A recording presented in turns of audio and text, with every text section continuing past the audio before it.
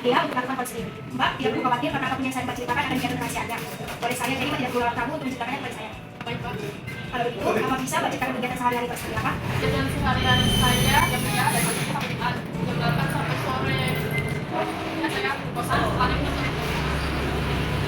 mengerjakan tugas main keluar, sekitar bebas, ya, itulah kegiatan saya.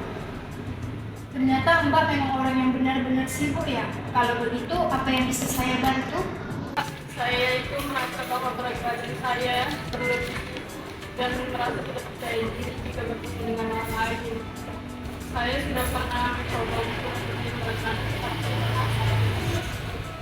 Oke, di sini saya menyimpulkan bahwa Mbak merasa memiliki masalah dengan berat badan.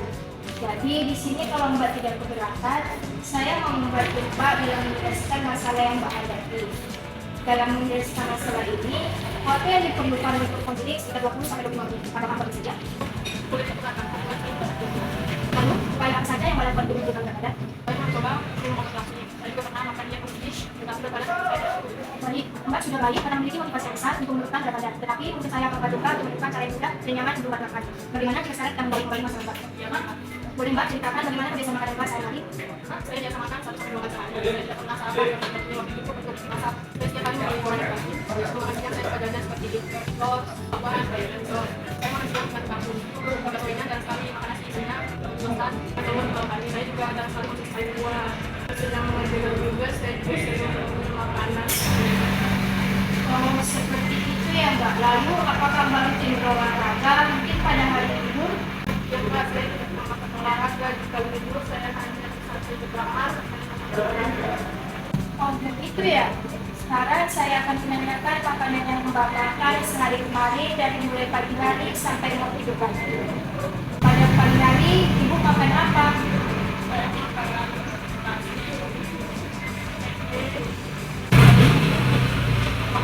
Dengan pagi apakah Ibu makan? Pada makan siang, apa yang Ibu makan? Yang saya makan nasi, juga goreng. Apakah di sore hari Ibu melakukan cemilan? Kalau malam hari itu apa yang Ibu makan? Saya makan Dari data yang saya dapatkan mengenai asupan makan Mbak, apakah Mbak merasa ada yang salah dengan kebiasaan makan Mbak? yang benar. Itu saya merasa bahwa makanan yang saya makan berlebih dan juga tidak pernah berolahraga. Nah, iya benar. Asupan Mbak memang setelah dihitung ternyata melebihi kebutuhan Mbak sehari. Jadi dari kelebihan asupan tersebut, jika tidak dirubah menjadi energi untuk beraktivitas, maka kelebihan energi atau zat gizi yang dapat disimpan oleh tubuh dalam bentuk cadangan lemak. Dan cadangan lemak yang menumpuk di perut Mbak seperti di perut, lengan, paha, dan pipi itu dapat menyebabkan berat badan Mbak yang naik dan tidak terkontrol. Oh, ternyata saya baru mengerti sekarang kenapa berat badan saya menjadi terus naik dan tidak terkontrol. Iya Mbak, begitu. Oke, jadi saya memiliki beberapa solusi untuk membantu menurunkan berat badan Mbak. Salah satunya adalah dengan meningkatkan asupan serat seperti sayur dan buah, kurangi makanan yang digoreng dan meningkatkan aktivitas fisik. Apakah Mbak memiliki cara lain seperti yang Mbak ceritakan sebelumnya, seperti diet OCD? Menurut Mbak, manakah yang lebih nyaman dan menurut Mbak mana yang lebih mudah untuk dilakukan? Aku saya melakukan deposisi saat sangat tersiksa dan juga tidak membuahkan hasil. Tapi saya lebih ambil cara untuk mengurangi makanan digoreng dan menambah makan sayur dan buah. Juga saya akan mulai dengan olahraga.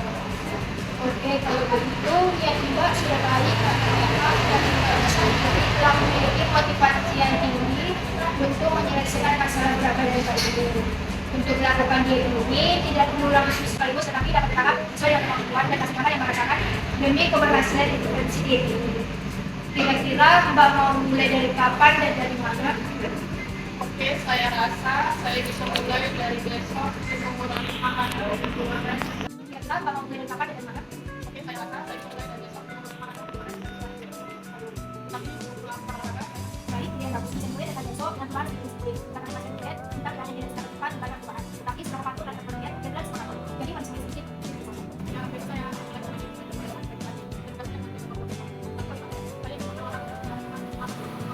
bagus, tidak apa-apa. Ada yang dikeluarkan pun bisa lain. Jadi saya merekomendasikan beberapa ide olahraga yang dapat dilakukan seperti sit up, push up, aerobic, dan juga diulangi dari tanggal 4 lembar pukul 2 pagi.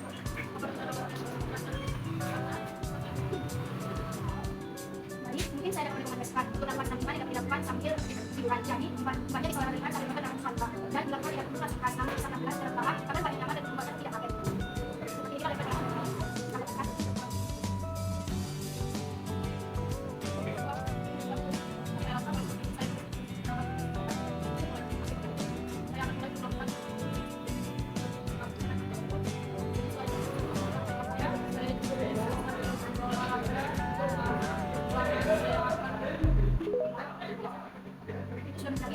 tapi apakah Mbak berpikir akan dapat menambah aktivitas fisik di atas?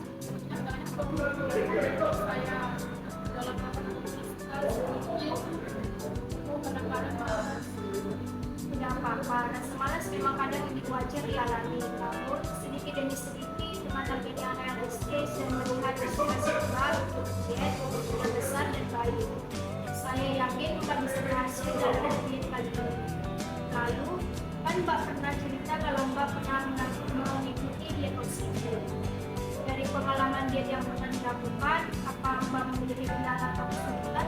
Waktu saya melakukan diet OCD, itu kan sistemnya puasa berjam-jam. Kendalanya ya memang kadang rasa lapar, sangat tidak bisa istirahat. Kemudian saat waktu mulai makan, kadang saya banyak memuaskan hasrat masyarakat. Juga seringkali kekenyangan dan membuat perut saya merasa sakit. Namun memang saya akui waktu saya melakukan diet OCD selama 1 bulan, saya sangat cepat yaitu 15 kg dalam waktu 1 bulan. Namun rasanya lemas, lesu, dan lapar. Saat saya makan itu, merasa berat badan saya sudah cukup. Lalu saya berhenti dari perjalanan tersebut, namun kenyataannya dalam kurang lebih 2 minggu, berat badan saya malah kembali ke semula, bahkan bertambah lebih berat lagi. Buat saya menjadi lebih berbeda dan stres. Apa ada yang salah ya dengan pola makan saya? Mungkin sistem pencernaan tubuh Mbak telah berubah mengikuti cara OCD. Namun saat Mbak berhenti, tubuh Mbak kembali kaget dengan pola makan yang biasa dan membuatnya bingung hingga bisa jadi sensasi yang harus dicerna jadi terganggu. Jadi berat badan Mbak bisa naik lebih banyak. Saya tidak menyalahkan Mbak atas pengalaman diet yang pernah Mbak coba karena cara diet tiap orang memang berbeda-beda. Namun, alangkah lebih baik untuk paling dan keberdekannya, Mbak dapat menerapkan pola makan sesuai dengan prinsip seimbang sebagai berikut. Berikut efek seimbang yang bisa dibaca. Karena pedoman seimbang ini sudah sesuai rekomendasi teman-teman orang Indonesia. Lebih baik Pak, dari saya lihat pedoman seimbang ini memang terlihat lebih manusiawi dibandingkan dengan peraturan saat saya mengikuti diet OCD. Sangat ketat dan bikin saya sulit. Saya akan mulai berusaha untuk menerapkan pola makan agar kali ini saya akan Baik, kalau begitu, itu ide yang bagus. Kemudian, ada lagi yang bisa saya bantu atau yang kurang jelas? saya rasa sudah cukup jelas. Jadi saya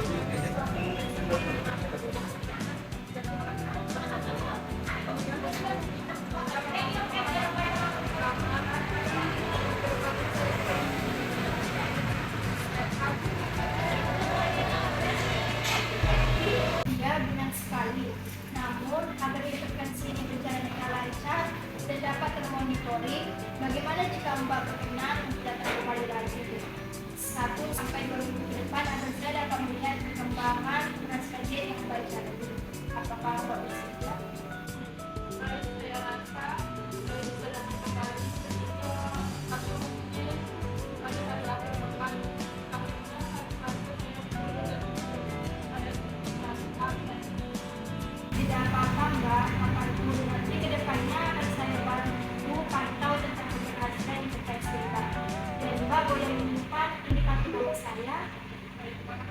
Di sini ada nomor WhatsApp saya jika nanti saat